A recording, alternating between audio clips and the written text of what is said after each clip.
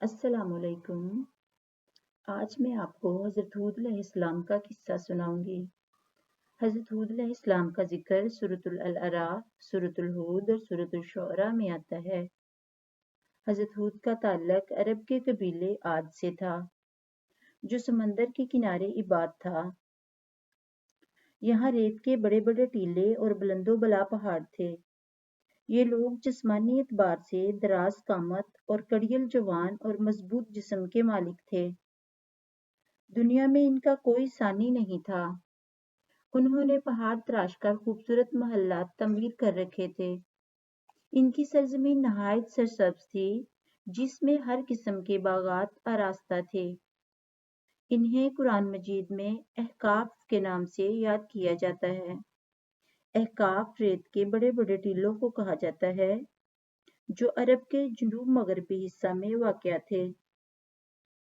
اللہ تعالیٰ نے حضرت ہود علیہ السلام کو قوم عاد کی طرف مبعوث فرمایا۔ حضرت ہود علیہ السلام نے اپنی قوم سے کہا، اے میری قوم، ایک اللہ کی عبادت کرو۔ اس کے سوا تمہارا کوئی اور معبود نہیں ہے۔ اللہ تعالیٰ سے شرک کرنے اور نافرمانی سے باز آ جاؤ۔ مجھے اللہ تعالیٰ نے رسول بنا کر بھیجا ہے تاکہ میں آپ کو خبردار کروں۔ میں آپ سے اس کام کی کوئی اجرت نہیں مانگتا۔ میرا اجر میرے رب کے ذمہ ہے، جس نے مجھے پیدا کیا ہے۔ اے میری قوم، اللہ تعالیٰ سے اپنے گناہوں کی معافی مانگو، وہ تمہاری توبہ قبول کرے گا اور تمہیں قوت دے گا اور تمہاری طاقت میں اضافہ کرے گا۔ میں تمہیں لوگوں پر ظلم کرنے اور اللہ تعالیٰ کے سوا بتوں کی پرستش کرنے سے روکتا ہوں۔ اپنے رب کی نافرمانی نہ کرو اور مجرموں کی طرح منہ نہ پھیرو اور میری اطاعت کرو۔ تم اتنے بڑے بڑے محلات بناتے ہو جیسے تم نے ہمیشہ ان میں رہنا ہے۔ اپنے رب سے ڈرو، جس نے تمہاری مدد فرمائی، تمہارے لیے مویشی، نباتات اور پانی کے چشمے پیدا کیے۔ اے میری قوم، مجھے ڈر ہے کہ تمہاری نافرمانیوں اور سرکشیوں کی وجہ سے اللہ تعالیٰ تم پر عذاب نہ نازل کر دے۔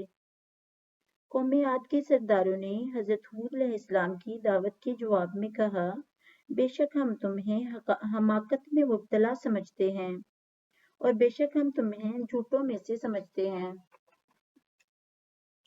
حضرت ہود علیہ السلام نے جواب میں فرمایا، میں کسی حماقت میں مبتلا نہیں ہوں، تمام جہانوں کے رب کی طرف سے رسول ہوں۔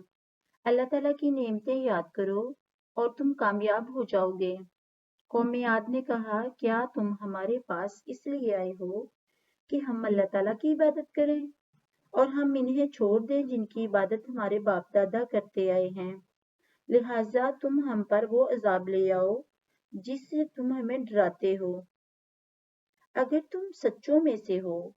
حضرت ہود علیہ السلام نے کہا، اے میری قوم، تم اپنے رب سے مغفرت مانگو، پھر تم اس کے حضور توبہ کرو۔ وہ تم پر آسمان سے خوب بارش برسائے گا اور تمہیں قوت دے گا اور تمہاری قوت میں اضافہ کر دے گا اور مجرموں کی طرح منہ نہ پھیرو۔ قوم نے کہا، اے ہود، تم ہمارے پاس کوئی واضح دلیل نہیں لائے۔ ہم صرف تمہارے کہنے پر اپنے معبودوں کو نہیں چھوڑ سکتے اور نہ ہی ہم تم پر ایمان لانے والے ہیں۔ حضرت ہود علیہ السلام نے اپنی قوم کو راہ حق پر لانے کے لیے ہر ممکن کوشش کی، لیکن قوم نے دعوت حق قبول کرنے سے انکار کر دیا۔ آپ نے بارگاہ الہی میں مدد کے لیے پکارا، اے میرے رب، میری مدد فرما، کیونکہ انہوں نے مجھے جھٹلا دیا ہے۔ قوم عاد کی سرکشی کی وجہ سے پہلے اللہ تعالیٰ نے ان پر بارش برسانا بند کر دی، چنانچہ دیکھتے ہی دیکھتے ان کی سرسبز شاداب کھیت سوکھ گئے اور کثیر تعداد میں پیدا ہونے والا اناج اور پھل ناپید ہو گئے۔ پوری قوم خشک سالی کا شکار ہو کر بدحال ہو گئی۔ لوگ بارش کی خواہش کرنے لگے۔ پھر ایک دن ایک سیاہ بادل انہیں آتا نظر آیا تو وہ خوشی سے پوچھنے لگے، کیا یہ بادل ہم پر برسے گا؟ حضرت ہود علیہ السلام سمجھ گئے کہ عذاب الہی ہے جو تیز آندھی کی شکل میں ان کی طرف بڑھ رہا ہے۔ آپ علیہ السلام نے کہا کہ یہ وہ عذاب ہے جس کی تم تمنا کر رہے تھے۔ اللہ تعالیٰ نے یہ تیز آندھی کا عذاب 7 راتوں اور 8 دن تک جاری رکھا۔ اللہ تعالیٰ نے قوم عاد کا غرور تکبر خاک میں ملا دیا اور انہیں نیست و نابود کر دیا۔ قوم عاد پر نازل ہونے والے عذاب کفر و شرک اور غرور و تکبر میں مبتلا ہونے والے انسانوں کے لیے عبرت کی نشانی ہے۔ مزید انبیاء کی کہانیاں سننے کے لیے چینل گوڈ مرسی کو سبسکرائب کریں۔ ویڈیو کو صدقہ جاریہ سمجھ کر شیئر کریں۔ خدا حافظ۔